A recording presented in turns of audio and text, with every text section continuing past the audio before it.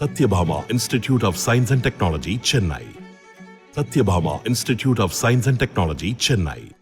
ஒவ்வொரு ஊருக்கும் ஒரு சிறப்பு உணவு இருக்கும். அப்படி சேலத்திற்கு ஒரு நொறுக்கு தீனி சிறப்பு உணவாக உள்ளது தட்டுவடை செட்.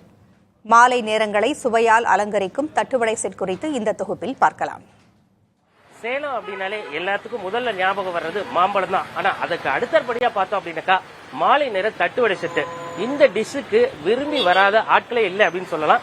சேலத்துல இருக்கவங்க மட்டும் இல்லைங்க, வெளி மாநிலங்கள்ல இருந்து வரவங்க கூட முதல்ல விரும்பி கேட்கறது தட்டுவடை செட்டு எப்ப கிடைக்கும், எங்க கிடைக்கும், இதுதான்.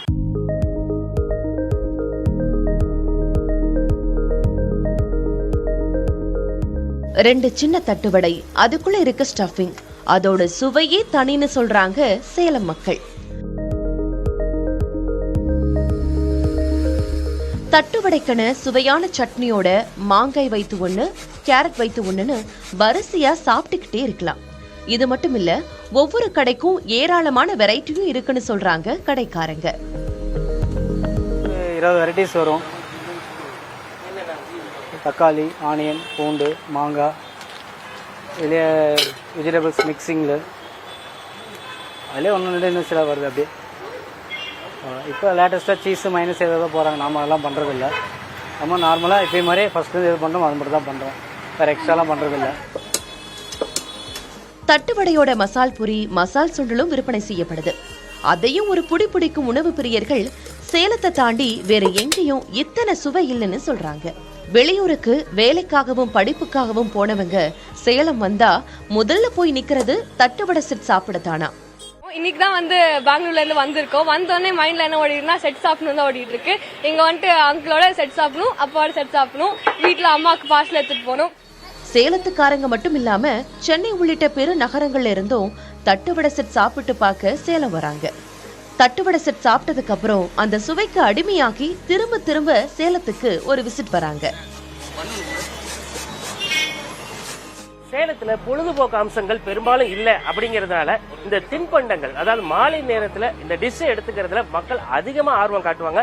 அதிலும் குறிப்பா சொல்லணும் அப்படின்னாக்கா தட்டுவடை செட்டு தான். இதனாலதான் அன்னைக்கு குறைவாக இருந்த தட்டுவடை செட்டு விற்பனையாளர்களோட எண்ணிக்கை இன்னைக்கு பன்மடங்கு உயர்ந்திருக்கு. ஒவ்வொரு கடையிலையும் வியாபாரமும் நல்ல அளவுக்கு ஆயிட்டு ஒரு நல்ல வருவாயும் ஈட்டியறாங்க வியாபாரிகள். கடைகள் மட்டும் இல்லாம தள்ளுவண்டி கடைக்கும் தனி ரசிகர்கள் இருக்காங்க. மாலை நேரங்கள்ல எல்லா தட்டுவடை செட் கடைகளிலும் கூட்டம் இருந்து கொண்டேதான் இருக்கு. ஒவ்வொரு நாளைக்கும் நல்ல வருவாய் கிடைக்கிறது. தங்களது வாழ்க்கையை நகர்த்த இந்த வியாபாரம் போதும்னு சொல்றாங்க தள்ளுவண்டி வியாபாரிகள். 4 மணி நேரம் வேலை செய்கிறோம்.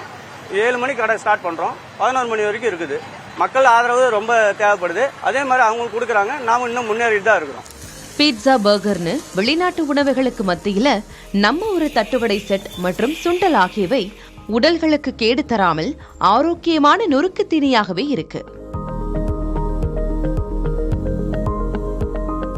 வெயில் காலம், மழைக்காலம், பனிக்காலம் அப்படின்னு காலத்துக்கு ஒரு டிஷ்ஷை எடுத்துக்கணும்னு மருத்துவர்கள் பல்வேறு வகையான ஆலோசனைகள் கொடுக்கறாங்க. ஆனா இந்த தட்டுவடை செட்டு எந்த காலத்துக்கும் எந்த பருவத்துக்கும் ஏற்ற ஒரு ஆரோக்கியமான ஒரு தின்பண்டமாக இருக்கிறதுனாலதான் இதுக்கு இவ்வளவு மவுசுங்க.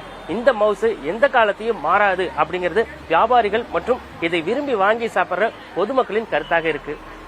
புதிய தலைமுறைக்காக ஒளிப்பதிவாளர் சதீஷுடன் சேலத்திலிருந்து எஸ் மோகன்ராஜ்.